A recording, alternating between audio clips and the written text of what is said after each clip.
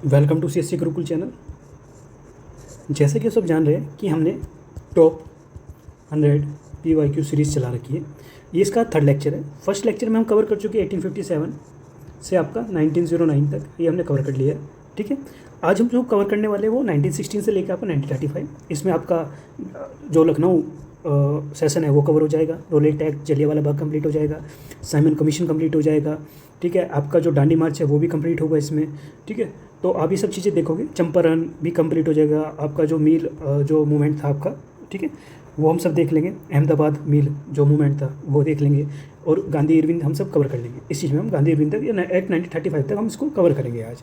ठीक है, आइए अब ज़्यादा टाइम लेते हुए स्टार्ट करते हैं। देखिएगा, पहला क्वेश्चन है आप लोगों के सामने, बड़े प्यार से समझना है और शांत रहना है, क्योंकि आपके एग्जाम में मोस्टली अब 10 डेज लेफ्ट हैं प्रीलिम्स होने में। ठीक है, ये हमने रिवीजन सीरीज़ भी सिला रखी है कि आप थोड़ा सा शांत रह के क्वेश्चंस को लगाएं। तो चलिए अब स्टार्ट करते हैं।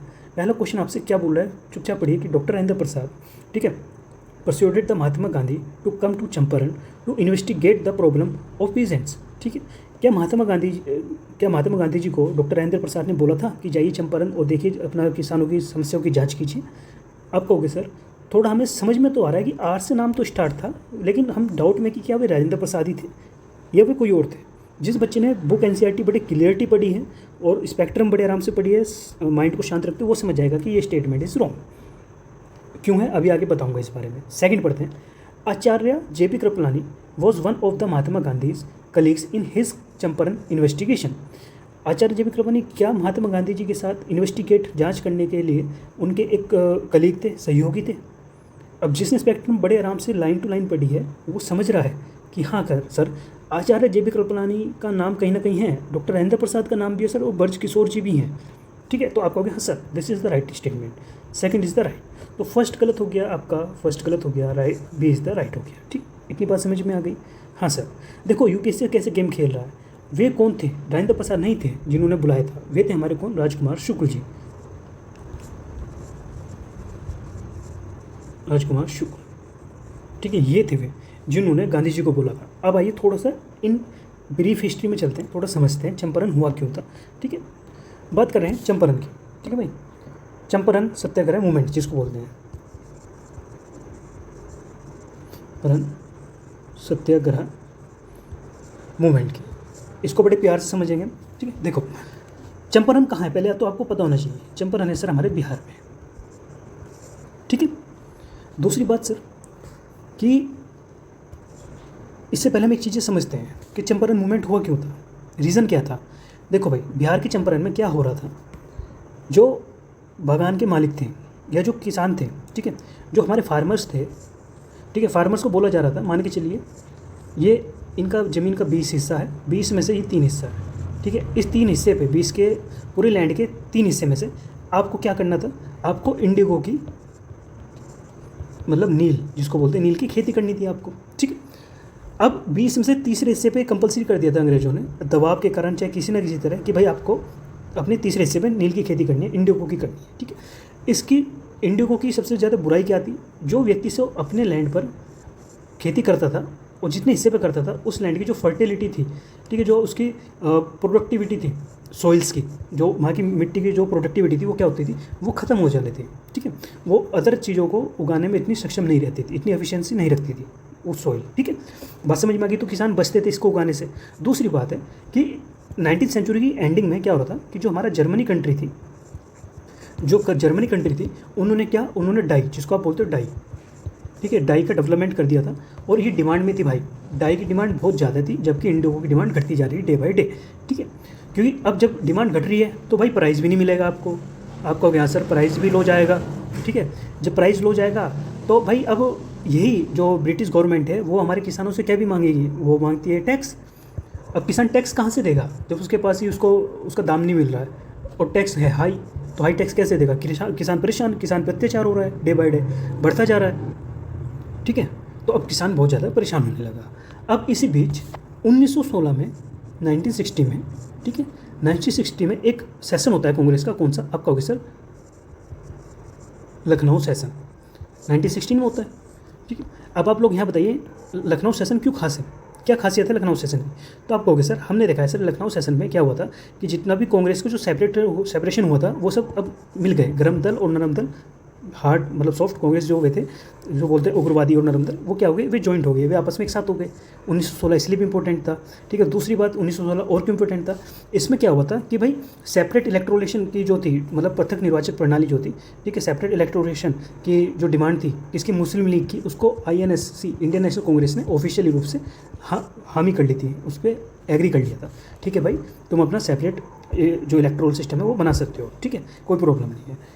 एक इसलिए फेमस हुआ। दूसरी बात है कि मैंने आपको बताया नरम दल और गरम दल दोनों कांग्रेस के जो विभाजन थे, जो 1907 में हुआ था सूरत के सेशन में जो हुआ था, अब वही जो विभाजन हुए थे, सेपरेट हुए थे, वो सब जॉइंट हो गए किसमें, लखनऊ के सेशन में हो गए, ठीक है। अब यहाँ पे एनी बेसेंट का जो होम रूल लीग है वो बड़ा फेमस है, ठीक है। हमारे बाल गंगाधर जो तिलक जी हैं उनका भी जो होम रूल लीग है, ठीक है, लीग है, उनका भी क्या है कि वे भी अब क्या होने लगे, वे भी बड़े फेमस होने लगे, ठीक है। आपको पता है कि एनी बेसेंट का जो होम रूल लीग था वो ऑल ओवर इंडिया में फैला, ठीक है, वो ऑल ओवर इंडिया में हुआ, लेकिन जो बाल गंगाधर तिलक जी का जो था उनका महाराष्ट्र, ठीक है, कर्नाटक कुछ ही इलाकों में, मतलब या कुछ ही स्टेट में इन्होंने अपनी ब्रांचेस खोली, बट जो दमदार था, जिसमें पावर थी, वो थी हमारे बाल गंगाधर तिलक जी की होम रूल लीग, ठीक है। इतना बात समझ में आ गई। अब इसी 1916 के इसी लखनऊ सेशन में गांधी जी भी आए हुए थे। कौन थे जी, हमारे महात्मा गांधी जी भी आए हुए थे, ठीक है। अब यहीं पर एक और बंदा आया हुआ था जिनको बोलते हैं हम क्या, राजकुमार शुक्ल, ठीक है। इन्होंने देखा भाई गांधी जी हैं, और गांधी जी अफ्रीका में अपने जितने भी मूवमेंट चलाए हुए थे, चाहे नस्ल भेद के रीज़न पे हो, चाहे किसी भी चीज़ पे हो, उन्होंने वहाँ जीत हासिल करी थी अफ्रीका में। तो इंडिया में प्रसिद्धि बन चुकी थी कि भाई एक महात्मा गांधी जी हैं, वो अफ्रीका में रह रहे हैं। इंडिया में ऐसी बात हो रही थी कि वे बहुत ज़्यादा, मतलब उनकी जो मूवमेंट चलाने की जो मैथोलॉजी है वो बड़ी स्ट्रॉन्ग है, जो मेथड है, ठीक है। तो राजकुमार शुक्ल ने देखा कि भाई हमारी जो चंपारण की मुसीबत है, ये गांधी जी ही इनको संभाल सकते हैं, ठीक है। तो अब ये 1916 में सेशन हुआ था, ठीक है सर, और 1917 में हमारे चंपारण जो है मूवमेंट को लीड मिल चुकी थी। बात समझ में आ गई, ठीक है। दूसरी बात, अब क्या हुआ 1916 में, जब राजकुमार शुक्ल ने बताया कि भाई आप जाइए चंपारण, थोड़ा जांच कीजिए कि क्या हो रहा है, इन्वेस्टिगेशन कीजिए।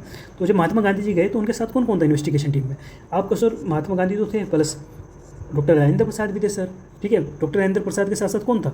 आप कहोगे सर जे बी कृपलानी जी भी थे, ठीक है। और एक हमारे थे ब्रज किशोर, ये भी इनमें शामिल थे, इनकी टीम में, इन्वेस्टिगेशन टीम में। बात समझ में आ गई इतनी, ठीक है। चलिए, इंपॉर्टेंट मैंने चीज़ें आपको बता दी। अब आइए नेक्स्ट क्वेश्चन की ओर। देखिए, अब बात कर रहे हैं हमारे थर्ड राउंड टेबल की बात हो रही है, ठीक है। अब बात कर रहा है कि the discussion of the third round table conference eventually lead to the passing of the Government of India Act 1935, ठीक है। अब कोई स्मार्ट बंदा होगा वो बोलेगा सर हाँ राउंड टेबल सर ये 1932 के आसपास की बात है, और यदि एक्ट भी कोई पास हुआ होगा इस टाइप का तो कहीं ना कहीं उसका 1% 2% तो सर थर्ड राउंड टेबल का इन्वॉल्व होगा, क्योंकि दोनों घटनाएं बिल्कुल आसपास है, 2-3 साल के डिफरेंस पे ही हैं, और इनकी मीटिंग तो बहुत लंबी लंबी चलती थी sir.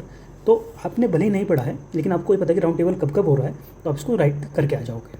Second, the India Act of 1935 provide the establishment of the All India Federation to be based on the union of the provision of British India and the princely states।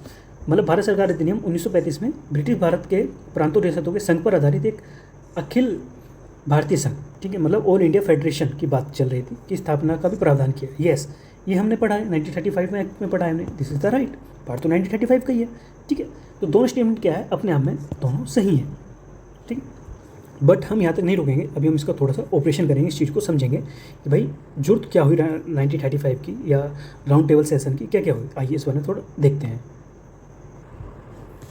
अब हम देखते हैं कि भाई जो गांधी ये वाला जो हमारा गांधी इरविन जो एग्रीमेंट है या गोल में सम्मेलन है, राउंड टेबल सेशन है, ठीक है, वो हो क्यों रहा था, रीज़न क्या था उस चीज़ का। देखो भाई, इसकी शुरुआत होती है हमारी, आपको पता है कि दिसंबर 1928 में कोलकाता, ठीक है, रुक जाओ,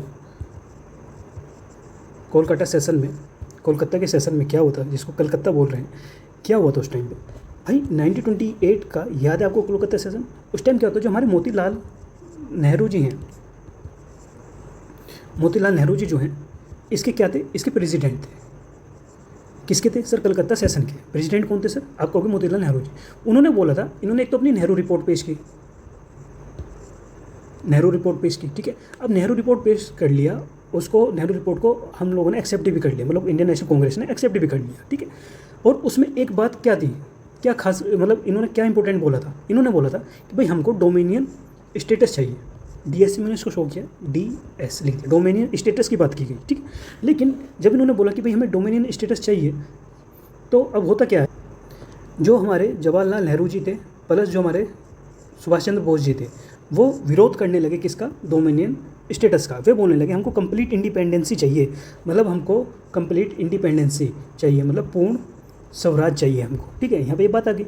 अब यहाँ पर गांधी जी बोलते हैं कि यार देखो इतनी जल्दी मत करो, हमको पहले डोमिनियन स्टेटस तो मिलने दो, इसको भी हल्के में नहीं लेना चाहिए। बट जो हमारे लीडर्स, जो हमारे बोलते हैं कि जवान थे, जो जवाहरलाल नेहरू, जो हमारे सुभाष चंद्र बोस जी, वे बोले नहीं भाई ये नहीं चाहिए अब हमको, ठीक है। इस हालत में भी यदि हम मांग रहे हैं तो ये लालत है हमारे पे, हमें ये नहीं चाहिए, हमको चाहिए कंप्लीट इंडिपेंडेंसी, ठीक है। तो गांधी बोले ठीक है 2 साल का समय दो, कितने साल का, 2 ईयर्स का टाइम दो। 2 ईयर्स में यदि ऐसा नहीं होता है कि डोमिनियन स्टेटस नहीं मिलता है तो हम कंप्लीट इंडिपेंडेंसी को क्या करेंगे, अपनी डिमांड में रखेंगे।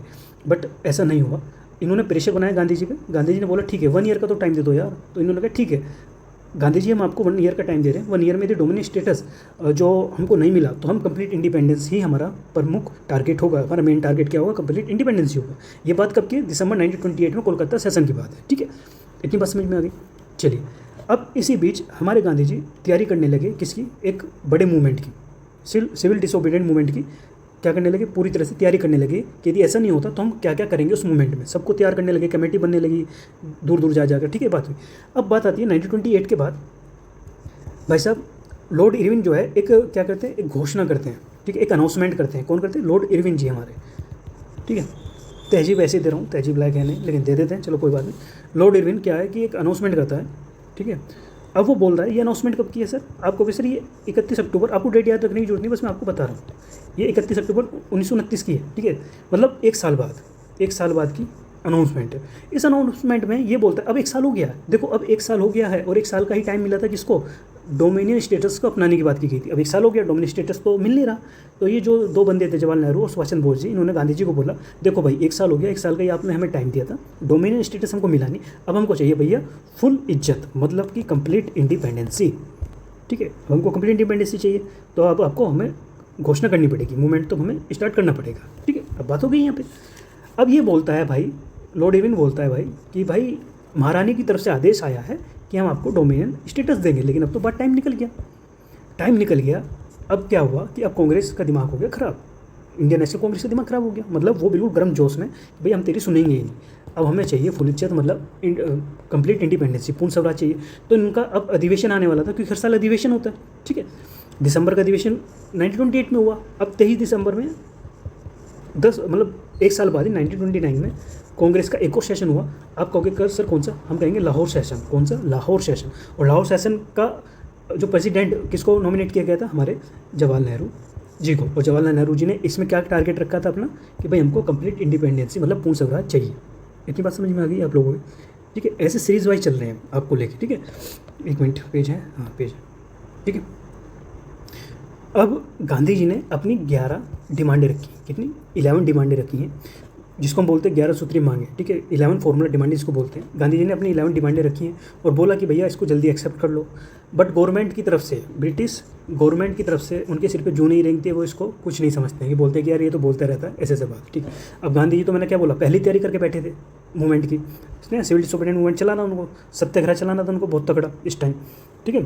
अब उनके दिमाग में चढ़ गया भाई अब ऐसा है, हम चलाएंगे दांडी मार्च। क्या करेंगे हम, दांडी मार्च करेंगे, सोल्ट मार्च जिसको बोलते हैं, वो हुआ, ठीक है। वो कब हुआ, आप कहोगे सर वो अप्रैल के मंथ में 1930 में हुआ, ठीक है।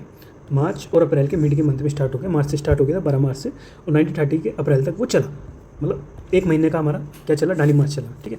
अब दांडी मार्च चला, अब आप देखना दांडी मार्च क्या क्या बोला अनाउंसमेंट करी गांधी ने, भैया जहाँ भी संभव हो अपने नमक के कानून को तोड़ दो, सॉल्ट लॉ जो है उसको ब्रेक करो, शराब की दुकानें, विदेशी कपड़े दुकानें सब मतलब बंद कर दो, धंधा कर रहे हो, सीधी सी बात है, ठीक है।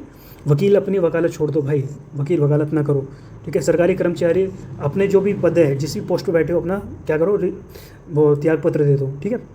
हर चीज़, और अपने खुद का माल बनाओ, स्वदेशी माल स्टार्ट करो। ये सब चीज़ें गांधी जी ने क्या करा, बातें कर दी लोगों से कि भाई ऐसे ऐसे करना है, ठीक है। इतनी बात हो गई।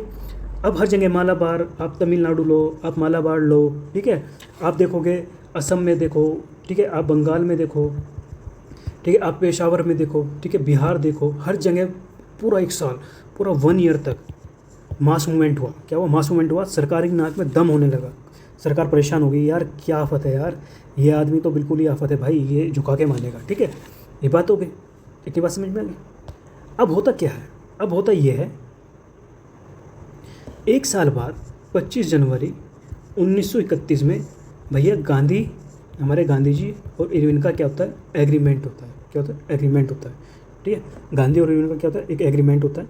एग्रीमेंट में गांधी जी अपनी अपनी शर्तें रखते हैं कि भाई ऐसे ऐसे बात है, सबको छोड़ना चाहिए, ये सब चीज़ें आपने पढ़ी होंगी। ठीक है, उन शर्तों में, क्योंकि मैं यहाँ बताऊँगा तो टाइम चला जाएगा, मेन शर्त बता देता हूँ कि भाई जो भी पुलिस ने जातियाँ की हैं उनकी जाँच होनी चाहिए। ठीक है, इस मूवमेंट में जितना भी हमारा चला है। दूसरी बात है कि भाई जो हमारे भगत सिंह जी हैं और उनके जो साथी हैं उनको फांसी से रोका जाए। ठीक है, ये सब चीज़ें बात हुई। यदि तुम ये सब बातें मान लोगे तो कांग्रेस ने बोला हम आपके जो सेकंड राउंड टेबल है, सेकंड राउंड टेबल सेशन जो है उसमें आपको ज्वाइन करेंगे। फर्स्ट में तो हमने करा नहीं, लेकिन सेकंड में जरूर करेंगे आपको। ठीक है, ये बात दिया। और दूसरा बोल देंगे भाई जो हमारा सिविल ओबीडिएंट मूवमेंट है हम उसको क्या कर देंगे, हम उसको बैन कर, मतलब उसको रोक देंगे, स्टॉप कर देंगे। ये बात होगी। ठीक है, तो यहाँ पर जो लॉर्ड इरविन थे उन्होंने गांधी जी की वे सभी शर्तें मान ली। ठीक है, बट उन्होंने कुछ शर्तें नहीं मानी कि भाई ये देखो, जो हमारे भगत सिंह जी हैं, सुखदेव राजगुरु, उनको फांसी से नहीं रोका जाएगा। दूसरी बात, पुलिस की जाति है, जो पुलिस ने जुर्म किया है उनकी जांच नहीं की जाएगी। जो भी जेल में बंद है और जो राजनीति नेता वो यदि उग्रवादी हैं, वे रिवोल्यूशनरी हैं, तो उनको नहीं छोड़ा जाएगा। ये 2-3 चीज़ें ब्रिटिश सरकार ने बोली। ठीक है, बताइए।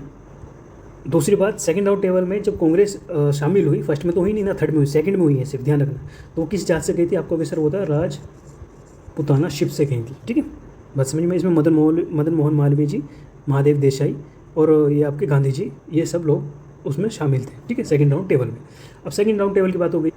ठीक है, और थर्ड राउंड टेबल भी हो गया, उसमें कोई नहीं गया। इन सब का निचोड़ के रूप में हमारे सामने क्या निकल गया है? गवर्नमेंट ने बोला, ब्रिटिश गवर्नमेंट ने, कि यार हमने सब चीज़ नोटिस कर ली हैं, जब हमारी फर्स्ट सेकंड और थर्ड हमारा राउंड टेबल हुआ है, अपनी अपनी बातें हुई हैं, और जो मूवमेंट इंडिया में चल रहे हैं उन सबको बढ़ने के लिए हम एक काम करते हैं, इंडिया गवर्नमेंट एक्ट 1935 को लॉन्च करते हैं। तब जाके ये हुआ था। ठीक है, बस समझ में आ गई। चलिए आगे बढ़ते हैं। हर चीज़ को लिंकेज करके मैं आपको पढ़ा रहा हूँ, तो थोड़ा ध्यान से समझना है। ठीक है, आइए आगे बढ़ते हैं। दूसरी बात, Gandhi Irwin pact included which of the following? क्या क्या इंक्लूड था? ठीक है, invitation of Congress to participate in the round table conference, गोलमेज सम्मेलन में भाग लेने के लिए कांग्रेस को आमंत्रण किया गया था। यस, अरे करेंगे भाई, आफत कर दी थी, ये पहले से ही हमारे लोग बहुत मज़ेदार हैं। ठीक है, तो क्यों नहीं करेंगे? हमारे वही कहना कि हमारे घर में ही दावत दोगे, रहना है, बस समझ में। बाकी तो बाहर हुआ था राउंड टेबल का भी, सोचो कि यहीं हुआ था। ठीक है, आगे इंडिया में नहीं हुआ था ये। दूसरी बात, विथड्रॉल ऑफ ऑर्डिनेंस, ठीक है, promulgated in the connection with the civil disobedient movement, सविनय आंदोलन के संबंध में जारी अध्यादेशों को वापस लेना। ठीक है, ये गांधी ने समझौते की बात कर रहे हैं, क्या क्या शामिल था। तीसरा, acceptance of Gandhi ji suggestion for the inquiry into police excess, police जातियों की जांच के लिए गांधी जी के सुझाव की स्वीकृति। मैंने आपको बताया था कि भाई ये शर्त थी गांधी जी की, बट इरविन ने मना कर दिया था, बट लेकिन एग्रीमेंट तो हो चुका था, तो दिस इज़ रॉन्ग। ठीक है, इरविन ने बोला भैया आपकी डिमांड है लेकिन हम इसको फुलफिल नहीं कर सकते, सिंपल सी बात है। थर्ड इज रॉन्ग हो गया, थर्ड रॉन्ग कर दो, थर्ड रॉन्ग कर दो।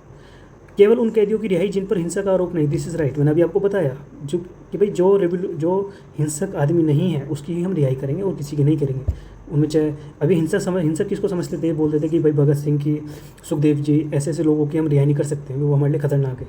ठीक है, तो फोर्थ इज़ राइट, फोर्थ यहाँ भी है। ठीक है, यहाँ नहीं है, ख़त्म। टू थर्ड तो रॉन्ग था, फर्स्ट इज़ द राइट, तो B is the right answer. आपका बी क्या हो गया? राइट आंसर हो गया। आइए नेक्स्ट क्वेश्चन देखते हैं। नेक्स्ट क्वेश्चन बोल रहे हैं कि जो हमारे बाल गंगाधर तिलक है, founded the home rule league in April 1916 in Maharashtra. ठीक है। Second, NC Kelkar was not associated with the home rule movement.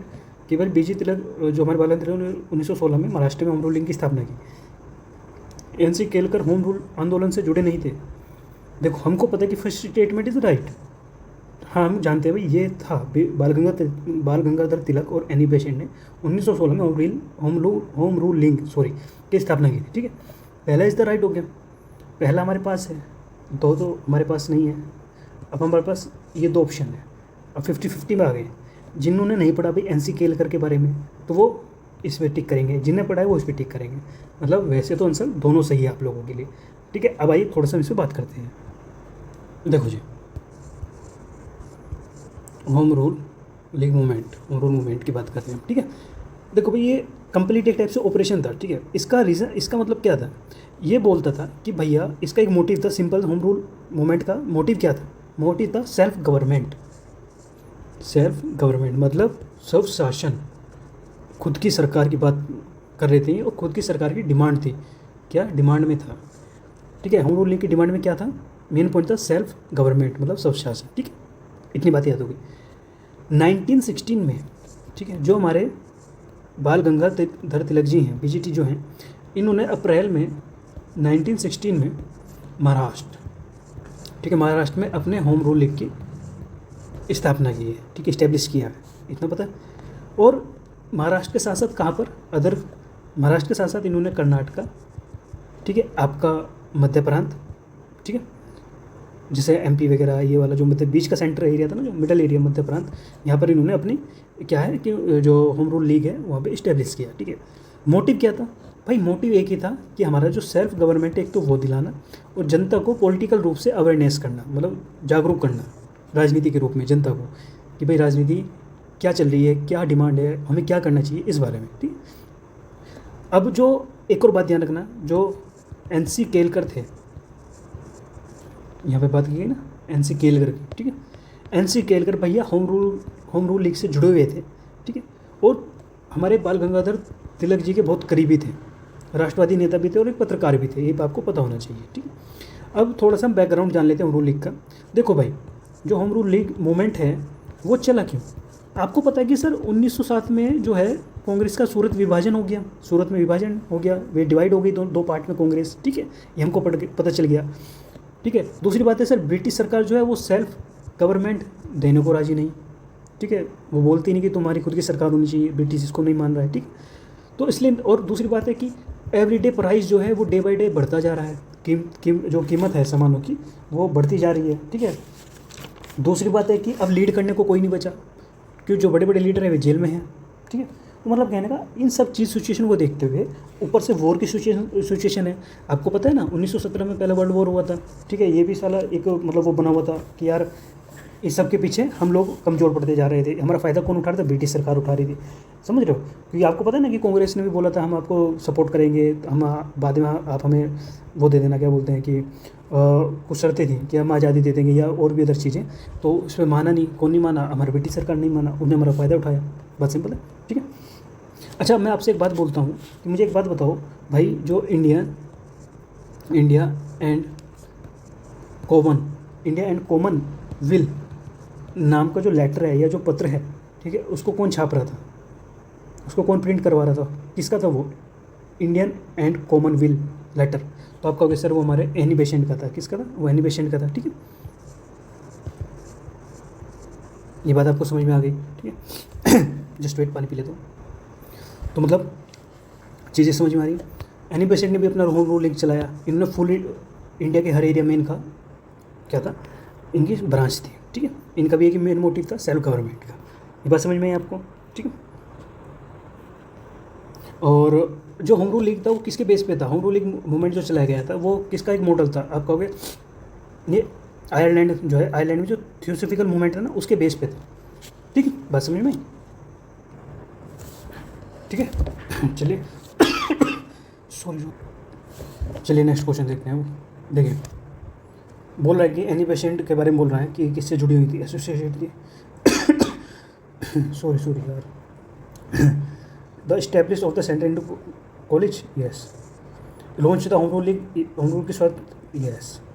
Launch the quite movement India, Bharat छोड़ो आंदोलन से रॉन्ग। ठीक है, क्वेश्चन सीधे सा बोलो ना कि भाई ये बोल रहा है कि भाई एनी पेशेंट के बारे में बताइए कौन कौन से सही।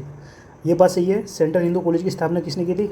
एनी बेसेंट ने की थी। ठीक है, जिसको आज के टाइम में क्या बोल रहा है जा रहा है, BHU बनारस हिंदू यूनिवर्सिटी। ठीक है, बात समझ में आ गई? इनकी स्थापना किसने की थी? सेंट्रल हिंदू कॉलेज की स्थापना की थी हमारे एनी बेसेंट ने।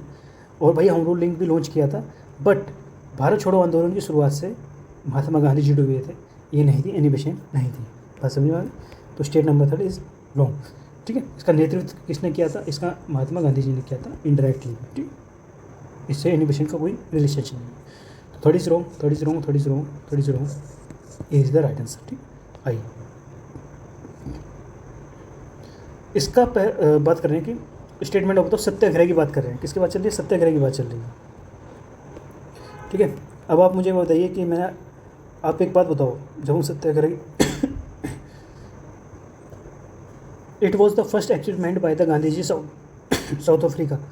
यस। हाँ जी, सॉरी, पता नहीं क्या हुआ गले में एकदम से। चलिए स्टार्ट करें। सत्याग्रह की बात कर रहे हैं भाई। आप एक बताइए, सत्याग्रह का इंडिया में पहली बार गांधी जी ने कहाँ पर यूज़ किया था? तो आप कहोगे सर 1917 चंपारण मूवमेंट में सबसे पहले इंडिया में गांधी जी ने यहाँ यूज़ किया था सत्याग्रह।